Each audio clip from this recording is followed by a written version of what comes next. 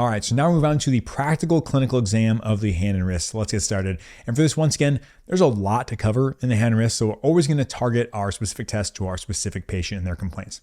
For inspection, we're going to look for any swelling at any joints. Then we're going to look for atrophy or loss of muscle bulk of the thenar or hypothenar area. Then we're going to look at the fingers, see, hey, are they stuck in flexion, extension, or is there any gross angular deformities that we see with the fingers? Then for palpation, typically we're going to target to where their pain is, right? So the big things you think about a lot, if you're not sure, is palpating the snuff box, the TFCC, the MCPs, PIP, and DIP joints, kind of just going through systematically, seeing, hey, does anything hurt? But find where they have the most pain and then target that area.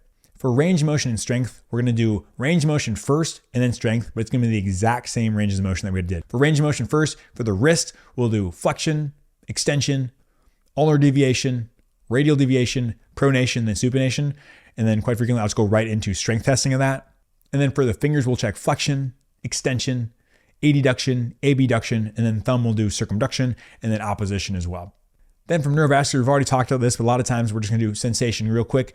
Ulnar is going to be on the 5th digit is what we're looking for specifically. Median, I'll typically go 3rd digit. I think that's perfect there. And then radial, a lot of times I'll do the dorsum of the thumb. Next, we're going to do motor testing real quick, and this is pretty straightforward. First, we're going to start with the median nerve. We're going to make an AOK sign, right? Remember, thumb does flexion and opposition, so the AOK sign, we're going to do a resisted. Make sure you try to pull those fingers apart. That's the median nerve. Then we're going to bring the thumb up. Thumb up is the radial nerve. If they can extend their thumb and push against resistance, we're good on the radial nerve. And finally, we have the ulnar nerve, which is kind of this grip strength. So essentially, you make this claw, try to force those open. They have good strength there. That's testing our ulnar nerve.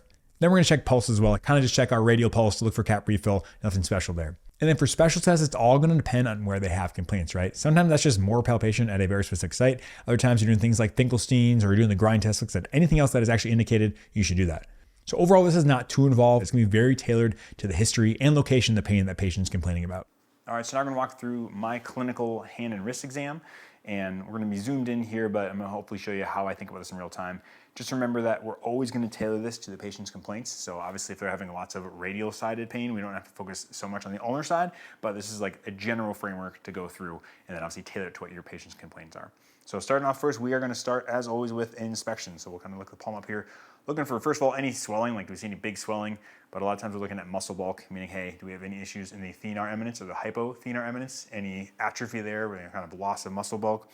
Other things I'm gonna look for here are fingers stuck in like flexion or extension. What's the overall alignment? But like I said, overall, just kind of taking a look front and back saying, hey, do we see any swelling of joints for like arthritis? But good, that's inspection.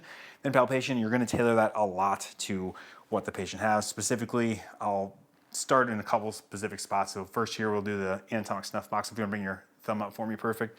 Right in there, palpate anatomic snuff box. With that, you can also do distal radius as well. I'll typically always do TFCC as well. So right in there, and then kind of work through specific complaints. If they're having wrist complaints, working through, like I said, all of our carpal bones as needed. And then like I said, if we're having additional pain, we can work through wherever they're having pain, whether it's right in here, maybe we're palpating for a nodule, looking for trigger finger along here where the A1 pulley would be. If they're having, joint swelling for arthritis, kind of look at things and palpate as needed. And for range of motion, we'll check both wrist and finger. We'll start with the finger. So essentially right here, we're just gonna have them close their hand and then open them. Good, and then they're gonna bring their fingers together and then spread them out. Good, and then we're gonna bring the thumb towards the pinky finger for opposition, so bring that good, and then just touch each finger. So kind of this thumb opposition is what we're looking for there.